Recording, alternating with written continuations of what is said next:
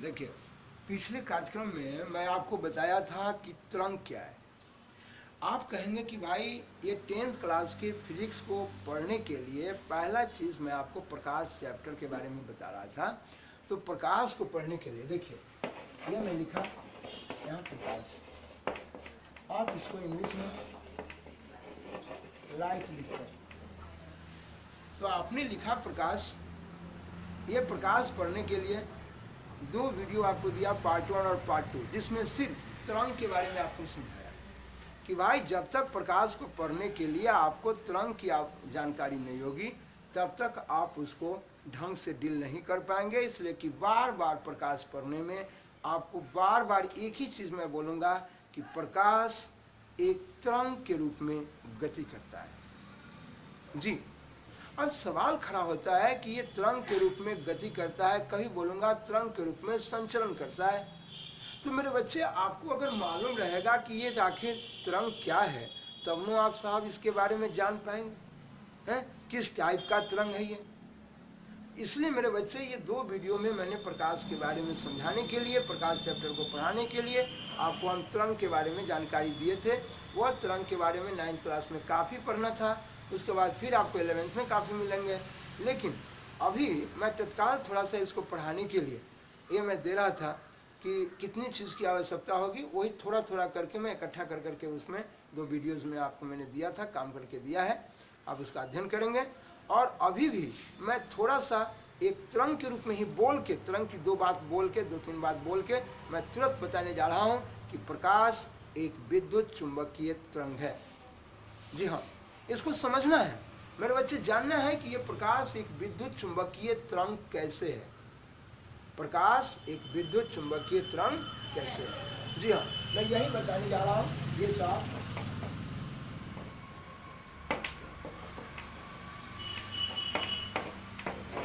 Tenth class या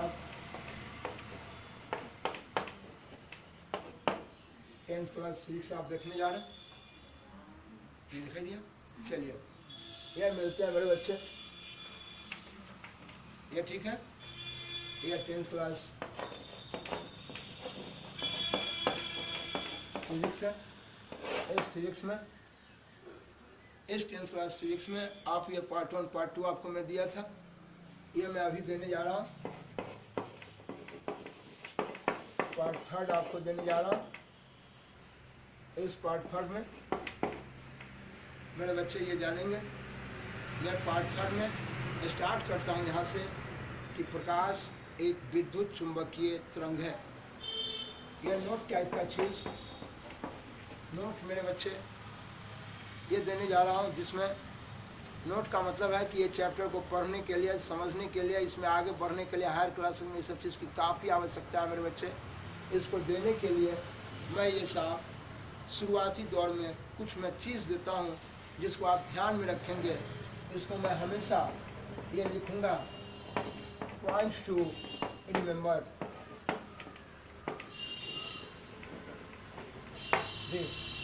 ये मैं लिखा, पॉइंट्स टू रिमेंबर ना, रिमेंबर याद करना, ध्यान रखना है आपको इन सभी पॉइंट्स को, सभी बात को ध्यान रखना है। जिसमें पहला बात मैं आपको बताने जा रहा हूँ यह कि प्रकाश एक विद्युत चुंबकीय, देखिए प्रकाश एक विद्युत चुंबकीय तरंग है। विद्युत आएंगे, जब विद्युत चैप्टर पढ़ाएंगे बताऊंगा कि साहब विद्युत जो है, यह साहब इसको इलेक्ट्रो एक ग्रीक भाषा का शब्द है। इलेक्ट्रो जिसको आप बोले विद्युत, बट पढ़ेंगे वहाँ पर बात करेंगे। और ये विद्युत इलेक्ट्रो ग्रीक भाषा का शब्द है। और ये चुंबक, मैग्नेट, चुंबकीय मैग्नेटिक तरंग जिसको बोला वेव, इलेक्ट्रो मैग्नेटिक वेव। यानी लाइट क्या है, लाइट जो है वह एक इलेक्ट्रोमैग्नेटिक वेव है, विद्युत चुंबकीय तरंग है मेरे बच्चे। आइए इन्हीं चीज़ को, ये पहला पॉइंट आपको दिखाया कि प्रकाश एक विद्युत चुंबकीय तरंग है। इस चीज़ को समझाने के लिए मैं आपको ले चलता हूँ सबसे पहली बात को। जब आप विद्युत के बारे में अभी आप सीधा ध्यान में रखेंगे, जब आएंगे विद्युत चैप्टर पढ़ेंगे, 8वां में ही पढ़े होंगे, हायर क्लासेस में भी आपको ढेर भेंट होंगे।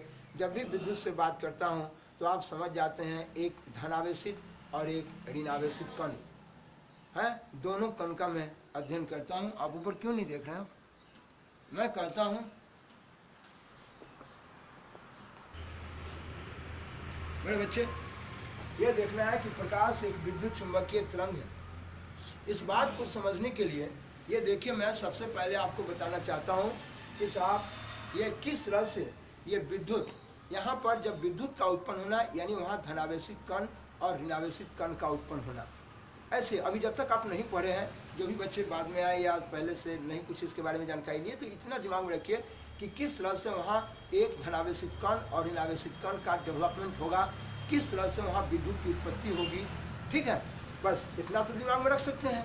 और ये चुंबक, ये इसके बारे में जानते ही हैं कि साहब किसी चीज़ को साहब अपने तरफ आकर्षित करने का गुण उसमें होता है। जैसे आपने देखा है चुंबक का गुण है कि लौह पदार्थ को अपनी तरफ आकर्षित करता है। ठीक है, अब मैं जानना चाहता हूँ कि चुंबकीय तरंग, इसके बारे में डिटेल फिर पढ़ेंगे हम, थोड़ा सा ऐसी ही जानकारी दे रहे हैं आपको। तो ये चुंबकीय यानी उसमें चुंबक का गुण उत्पन्न हो जाएगा, मैग्नेट चुंबक और चुंबकीय है, चुंबकीय गुण उत्पन्न हो जाना, चुंबक का गुण उत्पन्न हो जाना। अब बताइए ये तरंग कहता है, तरंग के बारे में काफ़ी आपको समझाए थे कि तरंग दो प्रकार के होंगे। एक आप देखेंगे कि साहब जैसे आप रस्सी को बांध दिए दीवार में, कस के उठा के मारिए, तो जब मारिएगा तो ये देखिए ये साफ ऊपर नीचे इस तरह का साफ तरंग उत्पन्न हो रहा है, जिसके बारे में मिल रहा है, जिसके बारे में मैं बताया था कि ऊपर वाला आपका ये शीर्ष है और नीचे वाला ये आपका गर्त है। तो मेरे बच्चे ये शीर्ष और ये गर्त है, और मैं बताया कि एक शीर्ष और एक गर्त मिलके मेरा एक तरंग था। और मेरे बच्चे मैं कहा था तत्काल इतना ध्यान रखेंगे, ये सब कहने कि हायर क्लास में फिर मिलेगा, 9th में भी काफ़ी था। अभी तत्काल मुझे ज़रूरत है इसलिए 2 प्रोग्राम में देते आया, और फिर अभी स्टार्ट करने के लिए मैं थोड़ा सा ताज़ा कर रहा हूँ। बोले साहब इसके बारे में ये शीर्ष और एक गर्त मिलके एक तरंग कहता है। तरंग है क्या? तो एक प्रकार का डिस्टर्बेंस है, विक्षोभ है, तंग करना। जैसे आप रस्सी वहाँ टाइट करके पकड़े हैं, दीवार में ठोक के पकड़ लिए, एक बार कस के रस्सी को ऐसे मारे तो वह सांप की तरह ऊपर नीचे करता है। तो मेरे बच्चे ये देखिए इस प्रकार से ये ऊपर नीचे कर रहा है, तो ये रस्सी में आपने डिस्टर्बेंस लाया। तो बोले तरंग उत्पन्न करने के लिए क्या ये माध्यम की आवश्यकता हुआ कि नहीं? यहाँ पर माध्यम मेरा कौन है? रस्सी। आप सारी कपड़ा को भी अरगनी पर पसार देते हैं, आप कस के एक बार ऐसे धोती को मारते हैं तो वह धोती भी ऊपर नीचे ऐसे करता है। पानी में भी देखते हैं, पानी स्थिर है, मार दिए कस के उसमें हाथ, तो पानी भी लहर में ऊपर नीचे ये इस तरह से करता है। तो मेरे बच्चे जो लोग भी कम से कम नहीं देख रहे हैं, नहीं जान रहे हैं या कुछ नहीं समझे हैं शुरू से, तो इतना कम से कम तरंग के बारे में जानकारी रखिए कि तरंग उत्पन्न किया मतलब उसमें डिस्टर्बेंस पैदा हुआ। ठीक है, तो यहाँ देखिए तरंग उत्पन्न करने के लिए माध्यम की आवश्यकता है कि नहीं? आइए मेरे बच्चे, मैं ये जानना चाहता हूँ कि तरंग उत्पन्न जो हुआ उसके लिए कुछ द्रव्यमान जिस माध्यम की आवश्यकता हो, यानी द्रव्यमान माध्यम की आवश्यकता होती है। देखिए आप सभी जगह पढ़ेंगे हैं, हाइजिंग साहब ने भी कहा, साहब उनका कहना था कि साहब बोलिए तरंग को गति करने के लिए। मैं बोलूँगा बार बार कि तरंग को गति करने के लिए, क्या कि भैया तरंग तो आपने कहा था कि डिस्टर्बेंस हुआ, आपने कहा कि तरंग उत्पन्न हुआ, डिस्टर्बेंस हुआ, तो फिर ये तरंग गति आप तो बोले थे गति है क्या? तो पिछले वीडियो में भी कार्यक्रम में दिए। ये देखिए ये शॉर्ट में बोलते जा रहा हूँ ताकि इस जगह जो लड़का उस वीडियो को ना भी देखे होंगे वो इसको देखने के बाद डायरेक्ट तुरंत मूवमेंट में आ जाएंगे। ऐसे मैं पिछले कार्यक्रम में थोड़ा सा जरूर दिया है बढ़िया ढंग से अपना जानते हुए, उसके बारे में और डिटेल अपने अपने चैप्टर में 9th में काफ़ी तरंग को पढ़ना था, 11th में पढ़ना है, बट इसमें हम डायरेक्ट दे रहे हैं कि बच्चा लड़का जब इसको भी खोले तो डायरेक्ट इसको देख के तुरंत वहाँ समझना शुरू कर दें। तो मैं गति कहा था कि मैं यहीं रह गया और साहब देखिए मैं यहाँ हूँ, और देखिए हमारा साइकिल लेकर भाग गया कोई आदमी, अरे भाई देखो मेरा साइकिल लेकर भाग रहा है, तो मेरे अपेक्षा वो आदमी किस में आ गया? गति में आ गया, मोशन में आ गया। मेरे बच्चे गति जब एक वस्तु यहीं रह गई, एक वस्तु की अपेक्षा दूसरी वस्तु गति में जानी जाती है, उसके स्थान में परिवर्तन हुआ। तो आपने देखा कि जब साहब पानी स्थिर था, पानी में मार दिया धक्का कस के, तो लहर जब उत्पन्न होता है तो देखिए ऊपर नीचे ऐसे हो रहा है, उसमें डिस्टर्बेंस हुआ। तो आखिर पानी जो एक माध्यम यहाँ पानी हो गया, और पानी में द्रव्यमान है कि नहीं? तो मैं कहा कि साहब तरंग कब उत्पन्न होगा? जब उसमें द्रव्यमान माध्यम होगा ना। ये मैं कहा साहब इसके बारे में, ये देखिए मैं कहा कि साहब बोलिए बाबू पर ध्यान देंगे, द्रव्यमान माध्यम। मैं क्या बोला? हाँ, यानी साहब मैं उसी को कह देता हूं कि द्रव्यात्मक माध्यम चाहिए ना, मटेरियल मीडिया चाहिए, द्रव्यात्मक माध्यम चाहिए, तभी जाके वो तरंग गति करेंगे। अब बोलेंगे तरंग का गति करना, तरंग का बहना, ये बहना क्या होता है? जैसे पानी को आप कहीं रख दिया पत्थर पर और ढुलकाव हो जाए, जिधर होगा पानी उधर बह जाएगा। तो पानी का बहना हवा है, हवा यहाँ का हवा ना एक कण दूसरे कण को धक्का मारते मारते आप तक पहुँचती है कि नहीं? तो बोले साहब हवा भी जो माध्यम है उस माध्यम में द्रव्यमान है कि नहीं? हवा में द्रव्यमान है कि नहीं? तो जब मैं बोलता हूँ ताली मारा, मेरी आवाज़ें आप तक पहुँच रही है। कैसे भाई? तो इसके बारे में बताया था कि हवा एक कण दूसरे कण को धक्का मारते हुए मेरी आवाज़ ना आगे की तरफ भाग रही है। मैं बोलता हूँ मेरी आवाज़ें आप तक जा रही है, इसका मतलब कि मेरी आवाज़ें जो निकलती है वो हवा के रूप में। मैं बोलता हूँ, देखिए सभी लोग बोलते हैं तो पेट लगता है कि चला गया, ऊपर की तरफ हवा खींचते हैं और ये कंठ से, तालू से, मृदा ना जीभ से, होठ से टकरा के और बाहर की तरफ निकलता है तो एक स्वर के रूप में बन के निकलता है और वही ध्वनि ना जाती है आगे की तरफ और टक्कर मारते मारते मारते आपके सबों के कानों तक पहुँचती है। तो बोलिए आखिर मीडिया हवा नहीं होता, माध्यम, क्या बोला मैं? मीडिया है। अगर मीडियम नहीं होता, माध्यम नहीं होता तो क्या साफ आप तक पहुँचता? और यह माध्यम जिस माध्यम में द्रव्यमान है। तो बोलिए तरंग को गति करने के लिए, यानी जो भी तरंग कहूँगा आपका दिमाग काम कर जाएगा, विक्षोभ, डिस्टर्बेंस, वेव, वेव कहिए ना। आप बोलते हैं साहब, मैं बोला साहब वेव, मैं बोलूँगा वेव, आप बोलेंगे तरंग, आप बोलेंगे डिस्टर्बेंस। ये वेव तरंग उत्पन्न होने के लिए, गति करने के लिए है कि वेव गति करेगा। बिल्कुल, देखिए जो डिस्टर्बेंस पानी में आपने यहाँ किया था, ये साफ पानी यहाँ से उछाल कूद होते होते होते होते यहाँ, जैसे आप देखते हैं, आप देखिए छोटा सा पानी स्थिर है, आप कंकड़ मार दीजिए तो मैंने बताया था जिलेबी की तरफ घूमना शुरू कर देता है। देखिए आखिर कंकड़ मारा यहाँ, लेकिन जिलेबी बनते बनते बनते बनते कुछ दूर तक चला जाता है। देख लीजिएगा पानी में ढेला मार के जिलेबी ऐसे ऐसे गोल गोल बनता है। देखिएगा एक निश्चित बिंदु है मेरे बच्चे, एक निश्चित बिंदु है, यहाँ देखिए, ये आपने देखा एक निश्चित बिंदु है, आई निश्चित बिंदु से ये दूरी लिया और लेके जहाँ चला ये बन गया। यही बिंदु से साहब ये अलग त्रिज्या लेके एक त्रिज्या एक त्रिज्या एक त्रिज्या ये लेके बना दिया। इस प्रकार पानी में ये गोल गोल बनना शुरू हो जाता है। तो आपने कहा कि पानी में इस प्रकार का डिस्टर्बेंस पैदा हुआ है, तो ये डिस्टर्बेंस आगे की तरफ भाग रहा है कि नहीं? यानी जहाँ जहाँ आपने ढेला मारा था ये बिंदु यही है, लेकिन ये डिस्टर्बेंस आगे की तरफ भाग रहा है। यानी साहब ये जो डिस्टर्बेंस हो रहा है, इसी डिस्टर्बेंस को आप तरंग बोल रहे हैं, तरंग कहिए। तो तरंग यह आगे की तरफ गति कर रहा है और मैं कहता हूँ कि ये तरंग संचरित हो रहा है, तरंग का ये संचरण हो रहा है, तरंग गति कर रहा है। क्या बाबू कोई दिक्कत है? तो मैं कहूँगा कि प्रकाश तरंग के रूप में, प्रकाश तरंग के रूप में उस संचरित होती हुई वह साहब आगे की तरफ क्या होती है? भागती है। हाइगेंस साहब का मानना था, हाइगेंस साहब ने कहा इस बात को, आएंगे 12th में इनके बारे में पढ़ेंगे। उनका कहना था कि साहब तरंग को गति करने के लिए किसी द्रव्यमान माध्यम की आवश्यकता होती है। जैसे अभी आपने देखा पानी को देखा, आपने रस्सी में देखा है। बोले साहब स्प्रिंग को आप लोग देखते हैं, तो स्प्रिंग को देखते हैं तो स्प्रिंग को जब दागिए, कलम में बच्चा सब स्प्रिंग रखे रहता है, लग रहा होता है, वो स्प्रिंग काट लेता है, आंखों उसको दाबेगा, दाबेगा तो सिकुड़ जाएगा। क्या कर रही हैं आप? जब उसको छोड़ेगा, छोड़ेगा तो फैलना शुरू करेगा, दाबेगा तो सिकुड़ जाएगा, छोड़ेगा तो फैलना, यानी वो आगे पीछे साहब कंपन करता है। कहेंगे कंपन, बिल्कुल कंपन कहिए, दोलन कहिए, सारी बात बराबर है। मैं कंपन दोलन पिछले कार्यक्रम में मैं दिया था, वीडियो में भी दिया था। अभी कंपन के बारे में भी 2 लाइन में बोल देता हूँ। जैसे मैं बताया था कि ये देखिए ये दृढ़ आधार है, ये दृढ़ आधार है, और दृढ़ आधार जैसे आप छत है और उसमें रस्सी टांग के झूला लगा लिए हैं, तो ये देखिए दृढ़ आधार है, इसमें हुक लगा के डोरी लटका लिए और डोरी लटका के नीचे पीढ़ा लगा लेते हैं, चौकी लगा लेते हैं, खटिया लगा लेते हैं, मिल रहा है। तो मेरे बच्चे अब देखते हैं साहब कि ये मैं इसको खटिया को अगर डुला दिया, पीढ़ा को डुला दिया तो ये मध्य स्थिति में खड़ा है, मिल रहा है।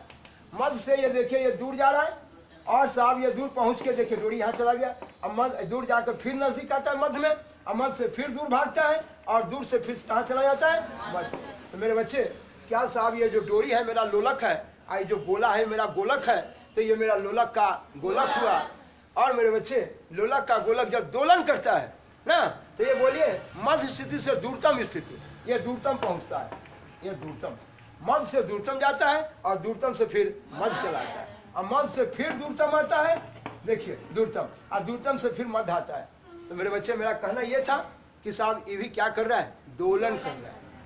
मैं कहा मध्य से दूर, दूर से मध्य, मध्य से दूर, दूर से फिर एक मध्य। तो मैं बोला कि साहब एक दोलन हुआ, एक कंपन हुआ। पिछले कार्यक्रम में मैं काफी बताया भी है, दिया भी है, 9th में काफी पढ़े होंगे।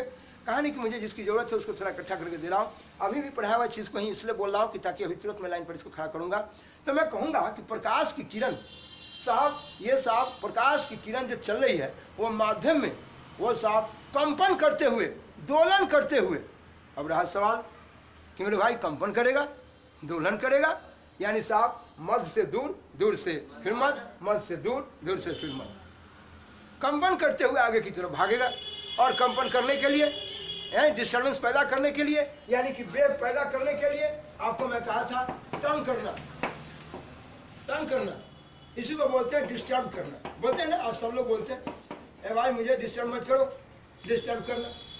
तो तंग किए, डिस्टर्ब किए, इसी को आप बोलते हैं विक्षोभ उत्पन्न किए। क्या उत्पन्न किए? हाँ, विक्षोभ उत्पन्न करना, इसी को बोलते हैं वेव उत्पन्न किए। मिल रहा है वहां से कटकर? तो बोलिए वेव उत्पन्न करना, विक्षोभ उत्पन्न किया, आपने डिस्टर्बेंस पैदा किया, आपने साहब तंगी उत्पन्न किया। क्या मेरे बच्चे, तंग करने के लिए, डिस्टर्ब करने के लिए, विक्षोभ उत्पन्न करने के लिए मुझे साहब द्रव्यमान माध्यम की आवश्यकता होगी। मेरे बच्चे, द्रव्यमान माध्यम। अब सवाल ये खड़ा होता है, क्या मेरे बच्चे, जब मैं बोलूँगा किस तरह से डिस्टर्बेंस पैदा किया, बोले रस्सी में पैदा किया, आपने स्प्रिंग को आगे पीछे दाबा, तो मैं साहब कहा था कि जो डिस्टर्बेंस हुआ वो दो प्रकार का डिस्टर्बेंस हुआ, दो प्रकार का तरंग हुआ। तो मैं कहूँगा कि तरंग, तरंग में माध्यम के कण, माध्यम के कण संचरित होते हैं। संचरित होना, बहना, जैसे पानी एक जगह से बह के दूसरे जगह चला जाता है, तो मैं बोलूँगा पानी का बहना, पानी का संचलन होना। मैं बोलता हूँ मेरी आवाज़ें आप तक पहुँच रही है, तो मैं कहूँगा कि मेरी आवाज़ें आप तक संचरित होती हुई पहुँच रही है, मेरी आवाज़ें आप तक बहते हुए पहुँच रही है ना। वो एक कण दूसरे कण को धक्का मारते हुए आप तक जा रही है। क्या बाबू कोई दिक्कत है? क्या द्रव्यमान माध्यम चाहिए कि नहीं? अगर यहाँ खाली हो जाए, हवा नहीं रहे, तो क्या मेरी आवाज़ आप सुन पाएंगे? इसका मतलब साहब हाइजिंग साहब ने कहा कि साहब तरंग उत्पन्न करने के लिए, तरंग को गति करने के लिए, तरंग को संचरित होने के लिए, तरंग को बहने के लिए साहब द्रव्यात्मक माध्यम की आवश्यकता होगी। उसको गति करने के लिए द्रव्यात्मक माध्यम की आवश्यकता होगी, द्रव्यमान माध्यम की आवश्यकता होगी। लेकिन जब हमारे प्रकाश, सूर्य की प्रकाश की किरण जब आती है हम तक, तो साहब हम सभी लोग बच्चे से पढ़े हैं कि वायुमंडल के ऊपर, वायुमंडल क्या, हवा का जो आवरण है, हवा का जो पहनावा है पृथ्वी पर, धरातल पर, इस पूरे अर्थ क्रस्ट पर, भूपटपट्टी पर, यहाँ पर साहब कुछ ऊंचाई तक हवा है, लेकिन इसके आगे कुछ ऊंचाई से ऊपर जाते हैं तो वहाँ पर हवा नहीं है, जिसको आप बोलते हैं कि भाई वहाँ पर वैक्यूम है। ये देखिए वैक्यूम, इसी को बोलते हैं निर्वात, या इसी को बोलते हैं शून्य। बोलिए शून्य कहिए, वैक्यूम कहिए, निर्वात कहिए। तो कहें कि भाई जब निर्वात है, वैक्यूम है, वहाँ से प्रकाश की किरण साहब चलेगी और आप तक पहुँच रही है, और आप कहते हैं कि साहब हाइजेन साहब का कहना था, मानना था उनका कि प्रकाश तरंग के रूप में गति करती है।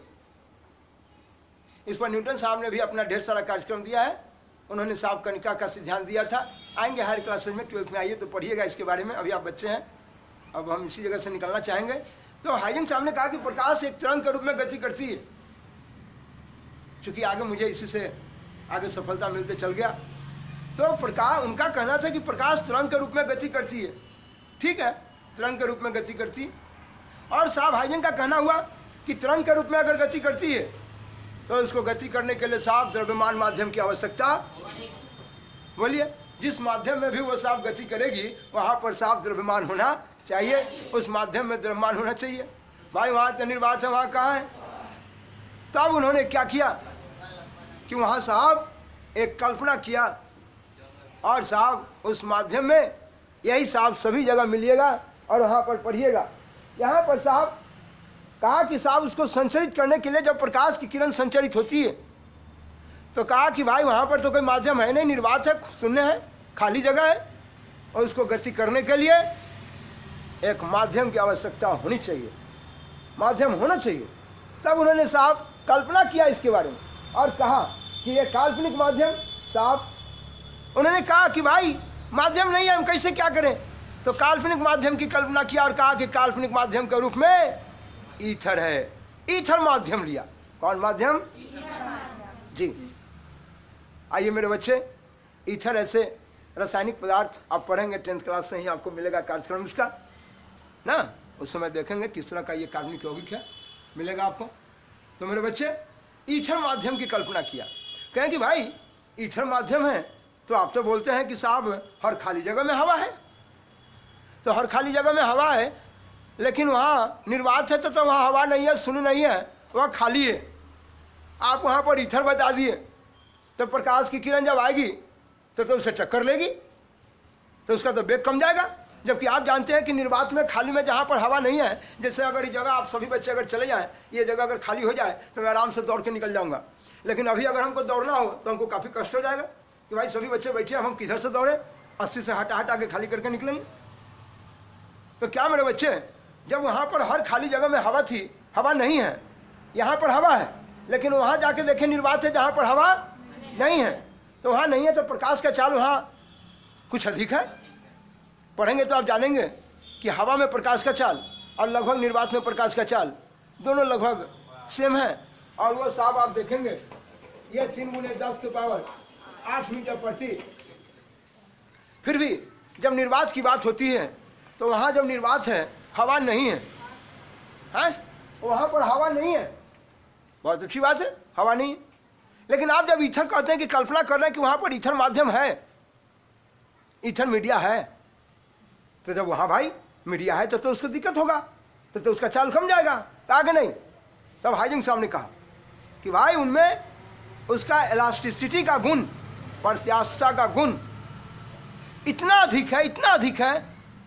इन्ना कहता है ए भाई आपको दरवाजा पर खड़ा किए थे कि तुम देखिएगा कोई वहाँ से चल ना आए चोर चुहार, आप खड़े हैं तो ये देखे चोरवा यहाँ से साइकिल लेकर भाग गया, आपने कहा खड़ा किया हुआ रहना न रहना दोनों बेकार है, अब जाइए घर चल जाइए, अब बेकार खड़े हैं, उससे अच्छा तो कोई पहरेदार न रहता सो ही अच्छा है। आपको पहरेदार खड़ा किया तो ये मेरा सामान चुरा के ले गया, कहने का मतलब पहरेदार रखो या पहरेदार न रखो, लेकिन नाम के लिए पहरेदार था। तो यहाँ मेरे बच्चे आपने कहा कि ईथर माध्यम को लिया, जो ईथर माध्यम ना उनमें प्रत्यास्थता का गुण, प्रत्यास्थता इलास्टिसिटी ना, फैलने का गुण काफ़ी, उनको टक्कर होने के बावजूद भी अगर प्रकाश की किरण आ रही है और उनके साथ अगर टक्कर भी ले रही है उस माध्यम में, तो साहब उससे कोई फर्क पड़ने वाला नहीं रहा, वो आराम से गति कर रहा है। तो कहा तो लिया क्यों, कल्पना क्यों किया? लिया नहीं, कल्पना किया कि भाई वहाँ ईथर माध्यम है। यह हाइजेंक साहब का अपना छवि था, उनकी पर्सनालिटी थी, उनकी अपनी प्रतिभा थी। उन्होंने कहा कि भाई वहाँ पर ईथर माध्यम है, मैं कल्पना किया कि वहाँ ईथर माध्यम से है, ईथर माध्यम से वो गति कर रहा है। तो कहा कि माध्यम होगा तो फिर साहब तो डिस्टर्ब करेगा उसको, कुछ ना कुछ तो उसमें चाल कमी होगा। कहा कि नहीं भाई, उसमें इलास्टिसिटी का गुण काफ़ी अधिक है उनके अणुओं के बीच, ठीक है जी। लेकिन उन्होंने कहा वही ईथर माध्यम की कल्पना किया। अब जाके साहब इस प्रकार उन्होंने जब काम किया तो कहा कि भाई वहाँ माध्यम है जिससे वो संचरित होती हुई प्रकाश की किरण बहती हुई हम लोगों तक पहुँचती है। अब बताइए कि प्रकाश तरंग के रूप में बहती आ रही है, वाह, प्रकाश कैसे आ रही है? यह हाइजेंक साहब का हिस्सा। लेकिन उन्होंने कहा था कि प्रकाश, उनका अपना सोच था, उनको ऐसा विश्वास था कि प्रकाश अनुदैर्ध्य तरंग के रूप में आती है। मैंने आपको कहा था अनुदैर्ध्य तरंग की बात जब आपसे किया था तो मैं कहा कि भाई अनुदैर्ध्य तरंग क्या है, तो आपको यह जवाब दिया। देखिएगा यहाँ, ये देखिए,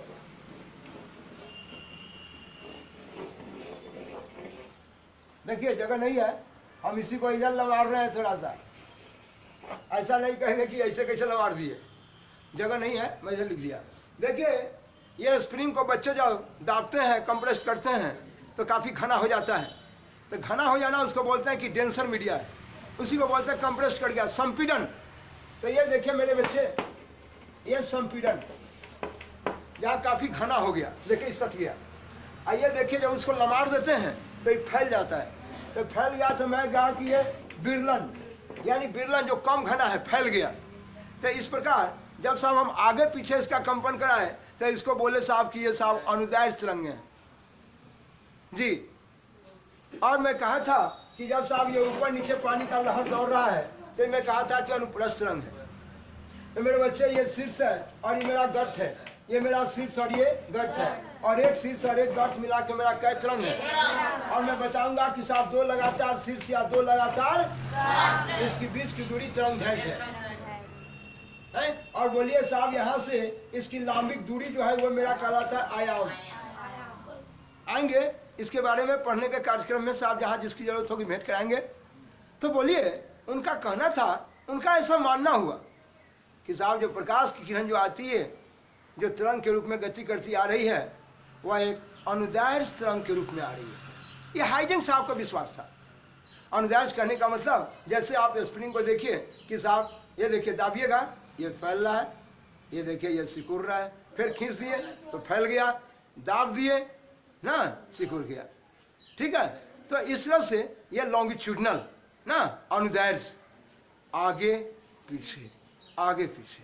और अनुप्रस्थ जिसको बोला था ट्रांसवर्स, ये साहब ऊपर नीचे ऊपर नीचे।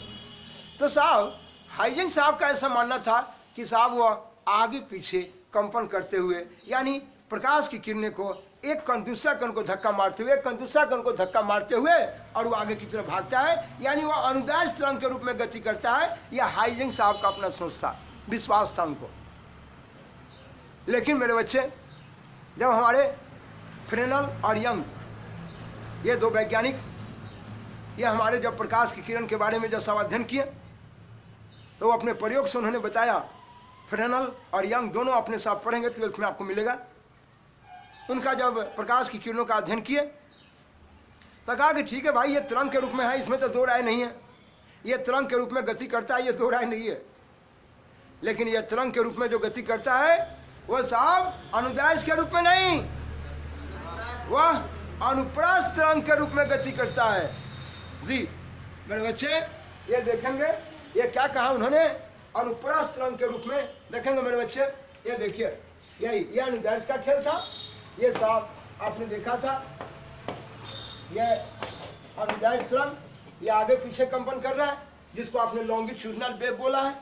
और साहब ये देखेंगे अनुप्रस्थ, यंग और फ्रेनल का कहना हुआ कि नहीं, वो गति करेंगे, वह साहब तरंग के रूप में गति कर रहे हैं ना, वो बात ठीक है, लेकिन वह साहब अनुप्रस्थ तरंग के रूप में इस तरह से मेरे बच्चे, यह शीर्ष और गर्त, शीर्ष और गर्त, इस तरह से साहब वह शीर्ष और गर्त बनाते हुए साहब वो प्रकाश की किरणें गति करती हुई आती हैं। आप भी बच्चे हैं, आप सोचेंगे भाई हमको तो मान लिया कि 12th में आप पढ़ना है, 12th में पढ़ेंगे, लेकिन थोड़ा अभी तो कुछ बताइए कि इससे उनको क्या फ़ायदा हुआ, इससे कैसे उनको जानकारी मिला, और कैसे ये अनुप्रस्थ करने पर, अनुप्रस्थ रूप में समझने पर उनको कुछ और फायदा हुआ क्या। बिल्कुल इससे सिद्ध किए कि साहब जब पढ़िएगा 12th में पोलराइजेशन का एक केस, ध्रुवन का केस, ये देखिए यह ध्रुवन, जिसको आप बोलेंगे पोलराइजेशन, ध्रुव पोलर, ध्रुव पोल और ध्रुवन, ध्रुवन एक क्रिया हो जाती है पोलराइजेशन। आइएगा तो वहाँ पढ़िएगा, अब समय के हिसाब से निकलते हैं। ये बोले ध्रुवन, और पढ़िएगा वहाँ पर व्यतिकरण, इंटरफेरेंस वगैरह, तो पढ़िएगा उस सब क्रिया को, जिसको पढ़ने के लिए हमारे साहब खासकर स्पेशली ध्रुवन व्यतिकरण वगैरह को डील करने के लिए अनुप्रस्थ तरंग लेकर जब काम किए, अनुप्रस्थ तरंग समझ के जब हम सब साहब प्रकाश की किरण को काम किया हमारे फ्रेनल और यंग साहब ने, तो उनको सफलता मिल गई।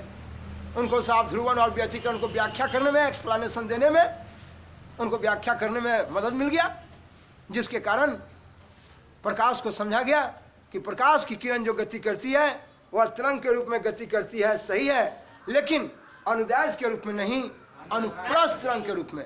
इसलिए अगर आपसे क्वेश्चन पूछा जाए कि प्रकाश तरंग के रूप में गति करती है, लेकिन किस तरंग के रूप में, अनुप्रस्थ तरंग। प्रकाश अनुप्रस्थ तरंग के रूप में, तरंग के रूप में गति करती है, गति करती है। ये देखिए, ये नोट का दूसरा नंबर चीज हो गया, ये नोट का दूसरा नंबर चीज हो गया आपके बीच में कि प्रकाश तरंग के रूप में गति करती है, लेकिन कौन तरंग के रूप में, जिया। ये बहुत है बीच आपका। ये फ्रेनल साहब को, यंग साहब को ध्रुवन की क्रिया को समझाने के लिए, एक्सप्लेनेशन देने के लिए उनको ये समझ में वो साबित हुआ, सिद्ध हुआ। इसलिए साफ अनुप्रस्थ तरंग के रूप में गति करता है। अब रहा मेरे बच्चे, आपने देखा अभी तक कि प्रकाश किस प्रकार से वह ईथर मीडिया से गुजरता है। निर्वात में ईथर मीडिया का कल्पना किया हाइजेंस साहब ने, और वह बताया कि अनुदैर्ध्य के रूप में है, लेकिन उनसे बेटर आपको मिल गया अनुप्रस्थ तरंग के बारे में साहब फ्रेनल ने बताया, और यही बात लागू हो गया कि वह अनुप्रस्थ तरंग के रूप में है। ठीक है, तो चलिए मेरे बच्चे अब ले चलता हूँ कि यह किस प्रकार से प्रकाश एक विद्युत चुंबकीय तरंग है। अभी तक सिर्फ समझा कि यह प्रकाश एक तरंग के रूप में है, लेकिन विद्युत चुंबकीय तरंग कैसे है। ठीक है, तरंग तो है, अनुप्रस्थ तरंग के रूप में है, लेकिन विद्युत चुंबकीय तरंग काहे बोलते हैं। आइए मेरे बच्चे, मैं अपनी टूटी फूटी भाषा में बताना चाहता हूँ, देखें आप इसको फॉलो करें। आपके पास ज्ञान होगा, ज्ञान है, ज्ञानी है, पढ़े हैं आप भी, लेकिन मेरी आवाज़ को भी थोड़ा परखने का काम करेंगे। देखता हूँ अपनी भाषा को देखकर। मेरे बच्चे, अभी तक दिखाया कि प्रकाश अनुप्रस्थ तरंग के रूप में है। तरंग के रूप में वो संचरित होती है, गति करती है। संचरित होना, गति करना, एक जगह से तरंग दूसरे जगह तक प्रवाहित हो रही है ना। ये साहब एक जगह से दूसरे जगह तक वो तरंग बनते हुए जा रही है। मैं बोलता हूँ उसको कि वो तरंग के रूप में संचरित हो रही है, बह रही है। अब मैं आपसे कहना चाहता हूँ कि साहब आपको आइएगा 10th क्लास में ही, 8th में भी पढ़े होंगे, 10th में पढ़ेंगे, हायर क्लासेज में भी आपको भेंट होगा काफ़ी। वो मिलेगा आपको एक ऑप्टिकल इंस्ट्रूमेंट के रूप में आँख। आँख जिसको आई बोलते हैं, ये भी आपका एक ऑप्टिकल इंस्ट्रूमेंट है। तो मैं कहूँगा इसके बारे में आप पढ़ेंगे कि आँख लगभग गोलाकार है और आँख में ये उत्तल लेंस होता है। अभी मुझे आँख नहीं पढ़ाना है, बल्कि कुछ जानकारी आपको देना चाहता हूँ मेरे बच्चे, आप ध्यान देंगे इस पर। ये जो आँख है ये पढ़ेंगे, फिर आँख चैप्टर आँख में आएंगे, स्पेशली आपको प्रकाशीय यंत्र में आँख को पढ़ना है। ये देखिए, ये आँख जो है, ये देखिए इसमें उत्तल लेंस है, पढ़ेंगे। इस उत्तल लेंस में ये आँख का जो सबसे पिछला भाग है, ये सबसे पिछला भाग आप इसको बोलते हैं रेटिना, इसी को आप बोलते हैं दृष्टि पटल। देखिए रेटिना कहिए, दृष्टि पटल कहिए। जिस तरह से कैमरा में रील होता है, जिस पर आप फिगर खींचते हैं तो उस रील पर आपका प्रतिबिंब बन जाता है। अभी प्रतिबिंब के बारे में घबराएंगे नहीं, पिछले कार्यक्रम में भी मैं बताया था, आप पढ़ेंगे, 7th 8th से ही पढ़ना है। इस क्लास में काफ़ी आपसे प्रतिबिंब की बात होगी। अभी थोड़ा सा मेरे बच्चे प्रतिबिंब की बात जब मैं बोलूँगा तो समझने के लिए मैं कुछ बात बोल रहा हूँ, और थोड़ा ध्यान रखिएगा। प्रतिबिंब कहने में अगर आपको कष्ट लगे, दिक्कत हो, तो आप सीधा इतना तो समझ सकते हैं कि भाई फोटो बनो है हमर, ठीक है, हम तोरा देख लियो तो हर फोटो हमारा आँख में बनो, इतना तो बोल सकते हैं ना। हो गया बात। आइए मैं ले चलता हूँ मेरे बच्चे। जब इसके सामने ये वस्तु खड़ी होती है, ये मैं पिछले कार्यक्रम में भी दिया था, आप ऊपर देखेंगे सभी। ये देखना है कि बोलिए साहब इससे निकलने वाली किरण, ये इसके पीछे ढेर जवाब है, पढ़ेंगे, ढेर कार्यक्रम है आगे, स्क्लेरोटिक है, कॉर्निया है, वगैरह वगैरह है, कोरोइड है, ये सब पढ़ेंगे। सिलेरी पेशिया कैसा किसका कौन कौन फंक्शन है, सब देखेंगे हम लोग। अभी तत्काल सिर्फ बताना चाहता हूँ कि बोलिए इस वस्तु, ये आप खड़े हैं यहाँ पर किसी की आँख के सामने, इससे निकलने वाली किरण इस पर आती है और इसको पार करती हुई और ये साहब लेंस में पहुँचती है और ये आके और फिर ये रेटिना पर जाके कट जाती है। मेरे बच्चे, किसी वस्तु से निकलने वाली किरण एगो दूगो किरण नहीं है, लेकिन किसी वस्तु को देखने के लिए कम से कम इससे निकलने वाली 2 किरणें जब जाके ये रेटिना पर कटेगी, तब जाके जहाँ पर कटेगी उस जगह उस आदमी का वहाँ प्रतिबिंब बनना शुरू हो जाएगा। लेकिन आप पढ़िएगा, इसके बारे में जानिएगा कि साहब जो उत्तल लेंस है, इसके द्वारा वास्तव में जो ये प्रतिबिंब बनेगा, ये वास्तव में जो प्रतिबिंब बनेगा ये उल्टा बनता है। पढ़िएगा, देखिएगा इसके बारे में, बच्चे से पढ़े हैं 7वां 8वां से, लेकिन इस क्लास में ही पढ़िएगा। इस उत्तल लेंस से उल्टा प्रतिबिंब बनेगा, तो आप सीधा है हमको उल्टा नजर आइएगा, तो हर आदमी रहेगा सीधा, उसको उल्टा बुझाएगा। लेकिन भगवान ने क्या, साहब कुदरत ने क्या बना दिया ना, कोटि कोटि नमन प्रभु को, जिन्होंने बनाया दुनिया को ऐसा कि साहब नजर आता है उल्टा। लेकिन साहब इसमें देखिएगा, ये साहब रेटिना पर ही छोटा एक गड्ढा मिलेगा। इस गड्ढा में देखिएगा यहाँ शंकु मौजूद होगा, जो आप 9th क्लास में पढ़े होंगे। देखिए ये राजमिस्त्री के इस टाइप का ओलन रहता है, जिसको बोलते हैं लटका के रखता है, ये शंकु। फिगर इस टाइप का दीजिए या फिगर इस टाइप का दीजिए, कोई दिक्कत, ये शंकु है। लगभग ऐसा छड़ और शंकु, एक छड़ भी मौजूद होता है। यहाँ देखिए छड़ जो आयत के आकार का होता है, देखिए ये छड़ है जिसको इंग्लिश में रॉड बोलते हैं, और ये शंकु जिसको इंग्लिश में कोन बोलते हैं। तो ये रेटिना पर यहाँ मौजूद है छड़ और शंकु। छड़ और शंकु जो मौजूद है, इस छड़ और शंकु को जब आप पढ़ेंगे, इसके नाम के बारे में बच्चे से आप पढ़े हैं, नर्व्स फिलामेंट। यही छड़ और शंकु जो है मेरे बच्चे, ये छड़ और शंकु, ये इसी को बोलता हूं। ये देखेंगे आप, नर्व्स फिलामेंट, नर्व्स फिलामेंट जी। इसी को हिंदी में बोलते हैं आप तंत्रिका तंतु, तंत्रिका तंतु। देखिए नर्व्स, ये छड़ और शंकु नर्व्स फिलामेंट है, ये तंत्रिका तंतु है मेरे बच्चे। ये फिर आपको इंस्ट्रूमेंट में पढ़ाते वक्त आपको दूंगा, या बच्चे क्लास में ही पढ़े होंगे। ये तंत्रिका तंतु है। आप क्या कर रहे हैं बाबू? ये तंत्रिका तंतु है, ये नर्व फिलामेंट है। ये जो नर्व फिलामेंट है, तंत्रिका तंतु है। ये तंत्रिका तंतु ये साहब मौजूद है आपके साहब इस रेटिना पर, जिसमें रेटिना में एक छोटा सा गड्ढा है, उस गड्ढा पर ये शंकु मौजूद होता है गड्ढा में, और छड़ इसके अगल बगल है। ये शंकु प्रकाश का बहुत अच्छा सुग्राही है। हम आपको देखने की क्रिया ही सबसे पहले आपको बताए थे कि आप मुझे देखते कब हैं, हम सभी एक दूसरे को कैसे देखते हैं। इस बिंदु पर काफी ध्यान रखेंगे।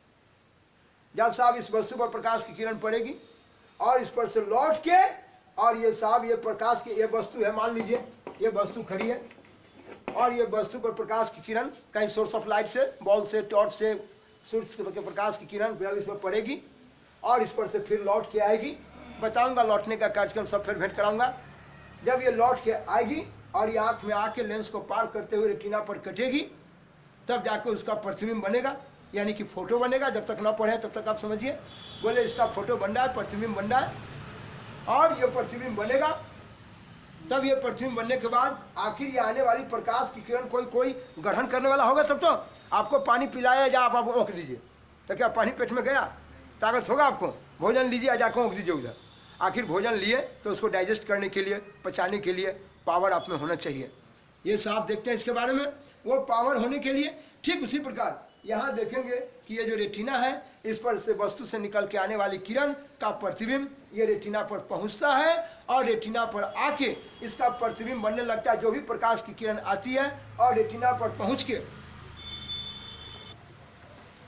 मेरे बच्चे ये आपको दिखाना चाहता हूं कि जो भी इस पर प्रकाश की किरण पड़ती है, वो प्रकाश की किरण ये रेटिना पर आई, और रेटिना पर आके ये जब जाके ये कटेगी, आने वाली ढेर किरण आएगी, लेकिन कम से कम प्रतिबिंब लेने के लिए कम से कम क्या आएंगे। प्रतिबिंब को समझाएंगे, बम्पर पढ़ेंगे प्रतिबिंब को।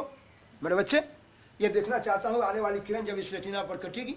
तो बताइए, मैं कह रहा था कि आप अगर खाना लिए और खाना को ओंक दीजिएगा तो क्या पचेगा? ताकत होगा? आखिर कोई ग्रहण करने वाला चाहिए। तो मैं कहता हूँ सु मतलब अच्छा, अग्राही एक्सेप्टर, सु अच्छा गुड, एक्सेप्टर एक्सेप्ट करना, ग्रहण करना, एक्सेप्टर ग्रहण करने वाला, तो आप बोलते हैं सुग्राही, अच्छा ग्रहण करने वाला, है ना। तो बोले मेरे बच्चे ये है साहब, ये जो यहाँ पर जो शंकु देखिएगा प्रकाश का बहुत अच्छा, यानी कि वह सुग्राही है। क्वेश्चन आता है 10th क्लास में, टॉप क्वेश्चन हमेशा, प्रकाश का सुग्राही कौन? शंकु। शंकु शंकु ये शंकु है जो रेटिना पर छोटा सा एक गड्ढा है जिसमें वो बैठा रहता है। जैसे आप अपने घर में पलंग के तर में बैठे रहते हैं, उसी प्रकार बेचारा ये शंकु का स्थान है रेटिना के। रेटिना पर जब छोटा सा जो गड्ढा उसी में वो रहता है ना। लगभग ऐसे छड़ और शंकु की संख्या जो है उस रेटिना पर 10,000 से ऊपर होगी। जी हाँ, अब बोलिए साहब इसके बारे में, जो ये छड़ और शंकु यहाँ पर मौजूद है, ये छड़ और शंकु, शंकु प्रकाश का बहुत अच्छा सुग्राही है। जैसे आप अपने घर में साहब देखिएगा, माता पिता हैं, माता घर में खाना बनाती है, पिताजी बाहर से कमा कर लाते हैं, और बेटा बेटी भोजन करके चल जाता है पढ़ने लिखने, खेत में काम करने, गांव में काम करने, विदेश में काम करने चले जाते हैं, देश में काम करने हैं। तो मेरे कहने का मतलब यहाँ इसका काम है कि छड़ और शंकु, जो भी प्रकाश की किरण को शंकु जो ग्रहण किया, और छड़ शंकु दोनों मिलके दीर्घ तंत्रिकाओं के द्वारा, यह है नर्व फिलामेंट। ये छड़ और शंकु जो है, ये छड़ और शंकु ये दोनों नर्व फिलामेंट तंत्रिका तंतु है, और ये दोनों तंत्रिका तंतु ये नर्व फिलामेंट के द्वारा, तंत्रिका तंतु के द्वारा ये क्या करता है सो देखिएगा। ये दोनों छड़ और शंकु, इस पर साहब ये छड़ और शंकु क्या करता है सो सुनिएगा। ये साहब ये ब्रेन को मान लीजिए कि इधर आपका ये ब्रेन है, ये ब्रेन है आपका, ये यहाँ पर ब्रेन है, या मेरे बच्चे, मैं कोई मेडिकल साइंस करके नहीं आया हूँ, मैं कोई डॉक्टर नहीं हूँ आपके लिए जो मैं साहब इसको ऑपरेट करके देखा हूँ। बट साहब मैं आपको बताता हूँ, मैं भी कहीं अध्ययन से ही आपको ये बता रहा हूँ। ये देखिए मेरे बच्चे, ये ब्रेन है, और ये ब्रेन, ये जो छड़ और शंकु है, देखिए यहाँ पर आपका शंकु, ये शंकु और छड़, इनके द्वारा ये जो साहब ये प्रकाश को ग्रहण करता है, बहुत अच्छा सुग्राही है, और ग्रहण कर लिया, रेटिना पर प्रतिबिंब बन गया। लेकिन रेटिना पर बना आपका उल्टा प्रतिबिंब। कैसा प्रतिबिंब? और बनने वाला उल्टा प्रतिबिंब, ये साहब ये ढेर सारे, ये देखिए ढेर सारे ये दृक् तंत्रिका तंतु, मैं एक शब्द लिख रहा हूँ, ये साहब नर्व फिलामेंट बोले थे इसको, ये छड़ और शंकु। लेकिन साहब ये जो देखिएगा, ये छड़ और शंकु, जो भी यहाँ पर शंकु प्रकाश की किरण को ग्रहण किया, यहाँ प्रतिबिंब बना, इस बना हुआ जो बन गया था यहाँ उल्टा। लेकिन ये साहब दृक् तंत्रिका तंतु, देखिए मैं लिखने जा रहा हूँ, ये लिखा दृक्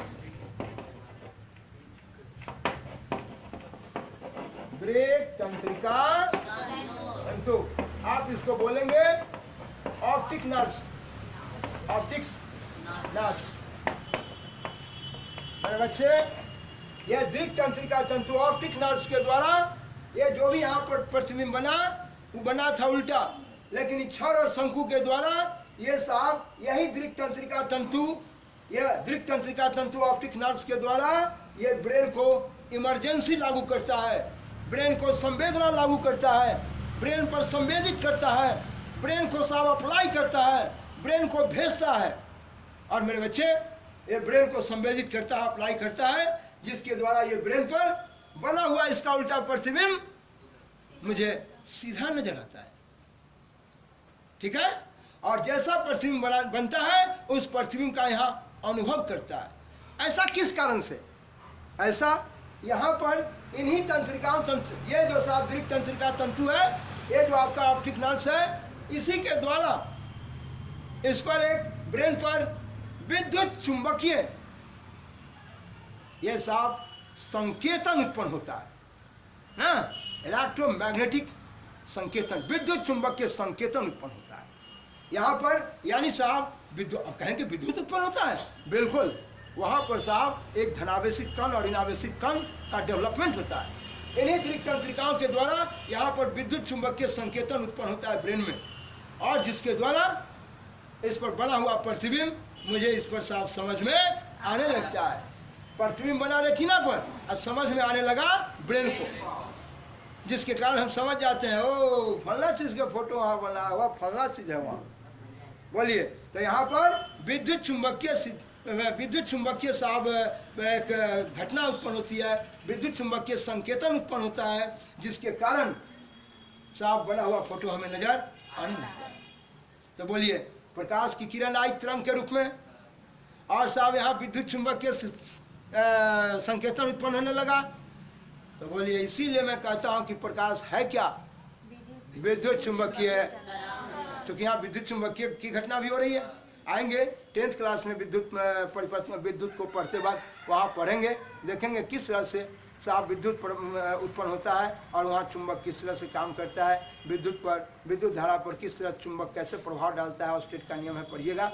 यहाँ मैं आपको सिर्फ ऐसे समझाया कि बोले साहब यहाँ एक विद्युत चुंबक के आपका विद्युत चुंबक के संकेतन उत्पन्न होता है और यह तरंग के रूप में आता है। मेरे बच्चे, इस तरह से हम कह सकते हैं कि प्रकाश एक विद्युत चुंबकीय तरंग है। क्या मेरे बच्चे कोई दिक्कत है? बोले साहब इस जगह जो भी साहब प्रकाश की किरण यहाँ पर प्रतिबिंब बनाया, इसका साहब इमरजेंसी लागू करता है किसके द्वारा? दृक् तंत्रिकाओं। यही जुड़ा हुआ रहता है। ये ब्रेन जो है, ये ब्रेन ये अपने रेटिना से दृक् तंत्रिका तंतु के द्वारा जुड़ा रहता है, जिसके द्वारा इस पर बना हुआ प्रतिबिंब का यहाँ साहब विद्युत चुंबकीय संकेतन उत्पन्न होता है और जिसके कारण ये हमें समझ में आने लगता है कि भाई किस तरह का फिगर बना है। ठीक है, इसलिए मैं कहूँगा कि प्रकाश एक विद्युत चुंबकीय तरंग है। अच्छा, तो जब विद्युत चुंबकीय तरंग है तो आपको ये वस्तु दिखाई देने लगा ना? अच्छा, यानी किसी वस्तु को देखने का ये अनुभव प्राप्त करती है। अच्छा, तो एक बात बताइए कि साहब प्रकाश को आप देख नहीं सकते हैं। वाह, हाँ, कहाँ देखें? बोलिए। देखिए, ये प्रकाश को देख रहे हैं। प्रकाश तो उजला है, वो प्रकाश कहने है। जैसे आप बैठे हैं, हम आपको देख रहे हैं, आपको छू दिए तो आपको पता चल जाए यहाँ देखो भाई, उधर प्रकाश नारायण सिंह बैठे हुए हैं। लेकिन साहब हम प्रकाश को पूछे, अभी हम तो दिखाई दे रहा है, किधर है प्रकाश भाई, इधर तो है नहीं, यानी प्रकाश। लेकिन अगर प्रकाश है तो हमको लग गया कि वो उदय नारायण प्रकाश जी वहाँ बैठे हुए हैं, जिनको साहब शॉर्टकट में लठिया बोलता हूँ। ये देखिए, तो ये साहब ये हमारे लठिया बैठे हुए हैं। मैं देख लिया कि मेरा विद्यार्थी वहाँ बैठा है। बोले साहब, तो मैं कहता हूँ कि आपको प्रकाश को मैं नहीं देख रहा हूँ, लेकिन प्रकाश ऐसा संपत्ति है, ये भगवान की दी हुई संपत्ति, जिसके द्वारा आपको देखने का हमें अनुभव प्राप्त होता है ना। आपको देखने का मुझे अनुभव होता है। मैं देख रहा हूँ, ये देखिए सभी बच्चे बैठे हैं, देखिए इतने सारे बच्चे बैठे हैं भाई। कैसे बैठे हैं, किसके द्वारा देख रहा हूँ, हमारे आँख में ताकत है नहीं। लोग कहेंगे कभी कभी मेरे आँख में ताकत है, ठीक है, अंधेरा में सुई गिर गया है, थोड़ा खोज के बता देना ताकत है तो। कहा सुनिए ना, टॉर्च लाइए ना, ए भाई तुम तो बोला था कि मेरे आँख में ताकत है, थोड़ा देख के बता ना। कहा कि नहीं होगा हमसे, इसका मतलब कि प्रकाश नहीं रहेगा तब नहीं देख पाइएगा। कहा कि ना, हम तो देख ली रहा, हमारे भाई जो रहने छोटका, वो बड़ा से सुइया के खोज देते रहे, बुला के लेता अंधेरा में खोज के बताता, नहीं खोज पाएगा। क्यों? इसलिए मेरे बच्चे कि उसको प्रकाश चाहिए, यानी प्रकाश से किसी वस्तु को देखने का अनुभव प्राप्त करते हैं। क्या मेरे बच्चे इस बात को समझने में कोई दिक्कत? तो प्रकाश से किसी वस्तु को देखने का आप अनुभव प्राप्त करते हैं। चले तो बोलिए, प्रकाश क्या करता है, समझ में आ गया? तो प्रकाश एक विद्युत चुंबकीय तरंग है। प्रकाश से किसी वस्तु को देखने का अनुभव प्राप्त करते हैं। इन दो बातों में आपको कोई दिक्कत? मेरे बच्चे, प्रकाश एक विद्युत चुंबकीय तरंग है। प्रकाश देखिए सीधी रेखा में गमन करती है, चलती है। बताता हूं इसके बारे में, अभी तुरंत बात करूंगा। ये देखिए प्रकाश का हवा में चाल यानी 1 सेकंड में जितना दूरी तय करेगा वो मेरा क्या है, चाल। बोले 1 सेकंड में प्रकाश की किरण 3 × 10⁸ मीटर इतना दूरी तय करती है। 1 सेकंड में पलक गिरा, 1 सेकंड में इतना दूरी चली जाएगी।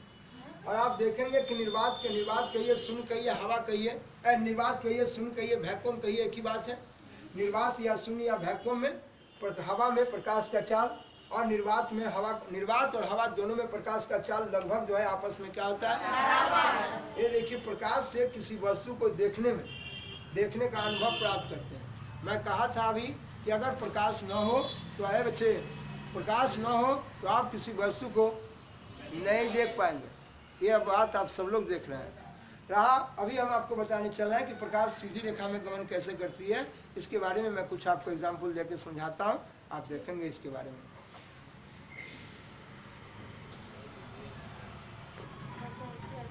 मेरे बच्चे, इस जगह ये देखना है, प्रकाश सीधी रेखा में गमन करती है। यह हम लोग साहब बच्चे क्लास से इसको पढ़ते आ रहे हैं, सीधी रेखा में गमन करती है। ये 6 क्लास में भी आपने एग्जाम्पल लिया होगा, ये ढेर सारे एग्जाम्पल को देखा होगा।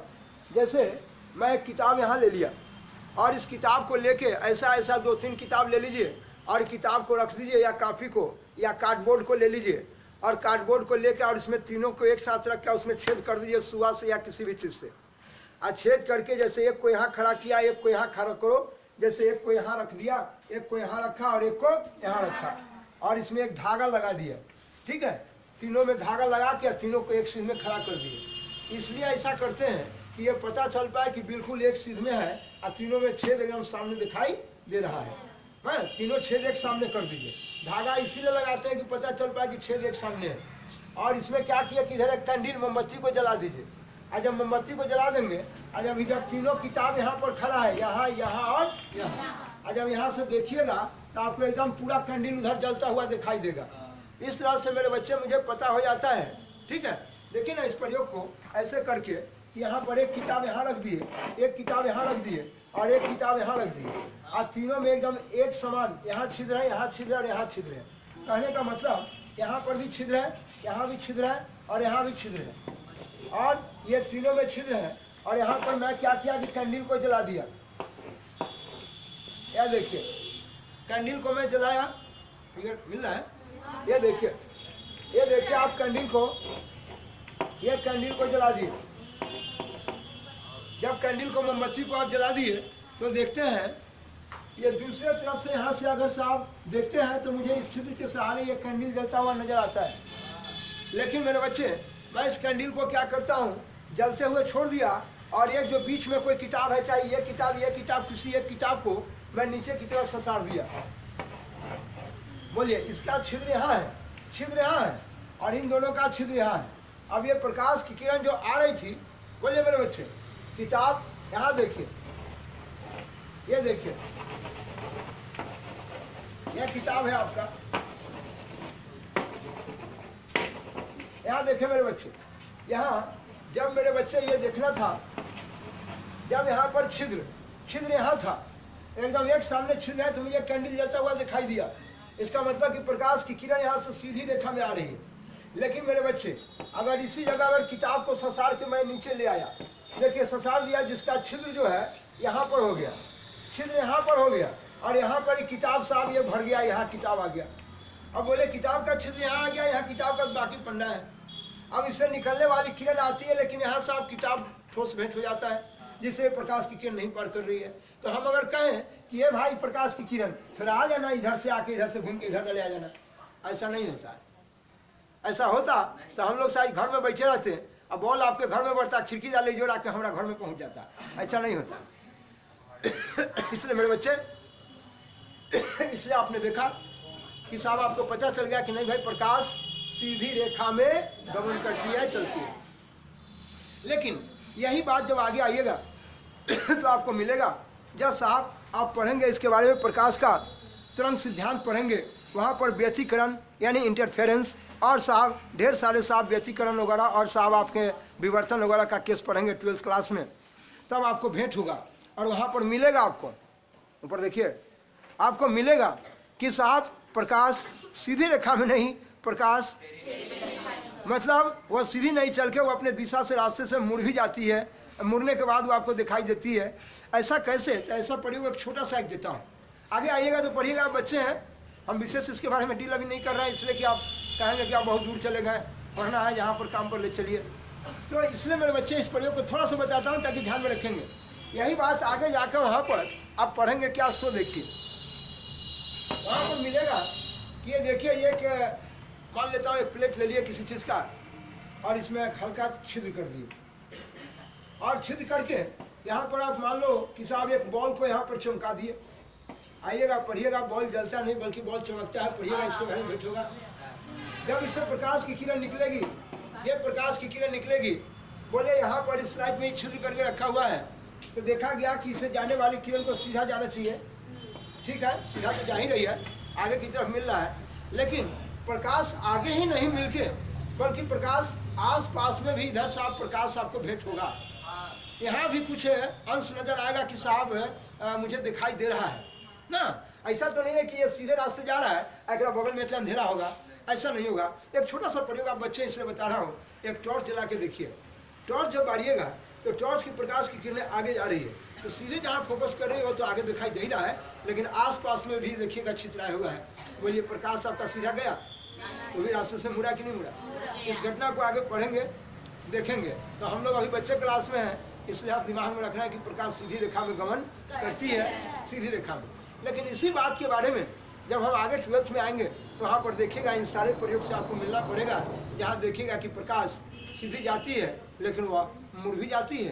कब? जब बिल्कुल उस सकरा गली से उसको गुजारते हैं, और सकरा न भी जा रहा है, जैसे टॉर्च से भी एकदम बिल्कुल पतला जगह से निकल रहा है, और वह निकलने के बाद जो है वहाँ फिर कुछ एरिया में साहब उसका लाइट हो ही जाता है, प्रकाश हो ही जाता है।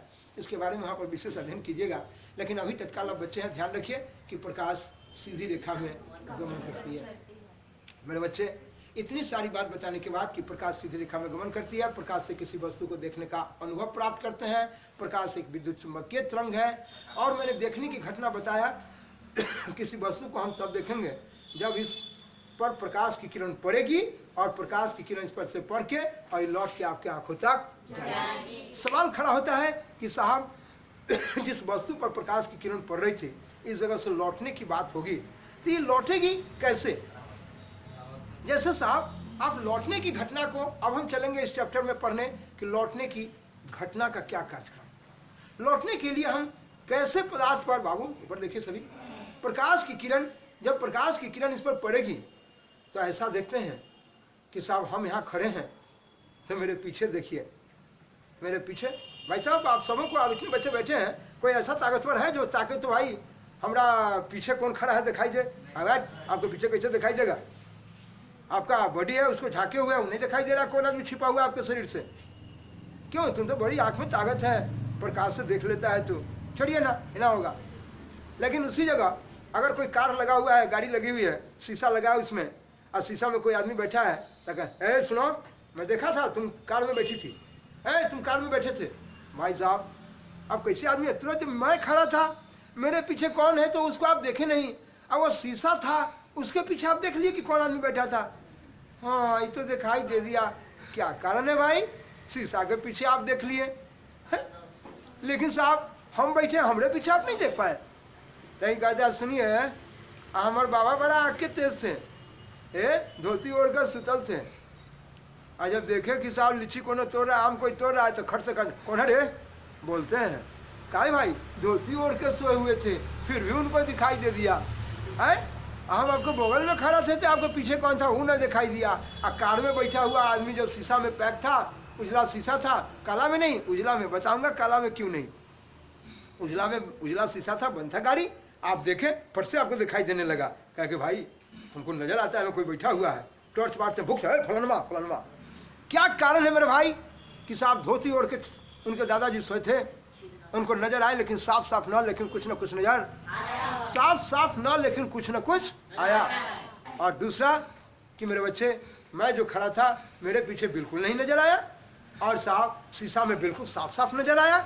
इसका मतलब कि आप तीन प्रकार की घटना देखें, एक मैं हुआ मेरे पीछे नहीं नजर आया, एक शीशा हुआ जो साफ साफ नजर आया, पानी में भी साफ साफ नजर आता है, सोना गिरे, चांदी गिरे, लोहा गिरे, साफ सिक्का गिरे, सब दिखाई देता है। नहाते रहिए साबुन गिर गया, थोड़ा देर के बाद साफ साफ दिखाई देता है। क्यों भाई? पानी जब स्थिर हो जाता है, काहे पानी डोलता है, नहीं नजर आता है। सारी बात आप पढ़ेंगे, साहब मिलेगा आपको इसमें प्रकाश चैप्टर में मेरे बच्चे। तो आप बताइए। और साहब दादाजी धोती ओढ़ के सोए थे, उनको दिखाई दे दिया हल्का हल्का, कभी हल्का दिखाई दिया, कभी बिल्कुल नहीं दिखाई दिया, और कभी साफ साफ दिखाई दिया। ऐसे किन कारण से? तो एक था धोती, एक था शीशा, और एक था मनुष्य। देखिए मैं, इसका मतलब हम जो पढ़े थे पदार्थ के बारे में, इसमें साहब ये तीन एग्जाम्पल लेके इसलिए दिखाया कि हम पदार्थ जो आपको पढ़ाए थे वो पदार्थ में तीन प्रकार के पदार्थ से भेंट करेंगे।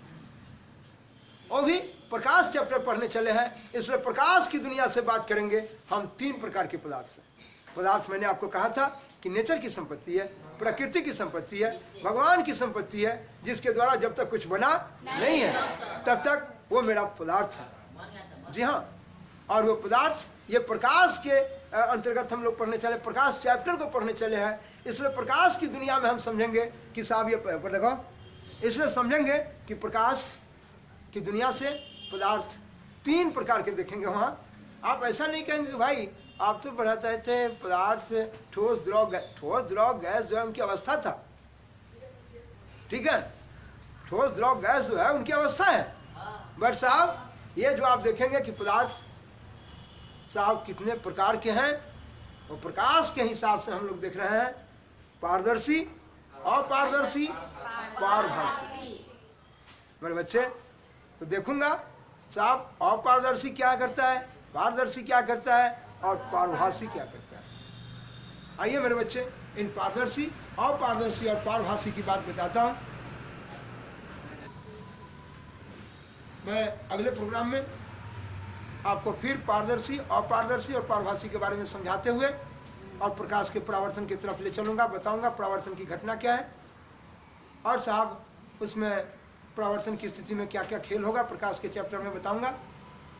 अगर इन सारी चीज़ को जो अभी मैं प्रोग्राम दिया आप देखेंगे, अध्ययन करेंगे, अगर आपको किसी भी तरह की इसमें अगर गड़बड़ी नज़र आए, अगर कुछ नहीं समझ में आए, आप बिल्कुल कमेंट करेंगे, और अगर लगे कि नहीं बिल्कुल मुझे सही समझ में आ रहा है, साफ साफ नज़र आ रहा है, तो आपसे आग्रह है लाइक एंड सब्सक्राइब ज़रूर करेंगे। कोटि कोटि धन्यवाद। आप देखेंगे इस वीडियो को ज़रूर देखेंगे, पूर्णतः फुल वीडियो देखेंगे। मेरा हर वीडियो कभी घंटों का हो जाता है, सवा घंटा का होगा, कभी 45 मिनट का भी रहता है, समय के हिसाब से तैयार होता है। आप इसको नकारेंगे नहीं और देखने का प्रयास करेंगे, तब आपको मजा आएगा, और आगे जैसे जैसे ही भागेगा काफ़ी ही आपको दूरी तक लेके जाएगा। प्रयास करूँगा माता जी के आशीर्वाद से, जो काफ़ी अपने पूर्णतः जानकारी दूंगा, आप ग्रहण करने का काम करेंगे।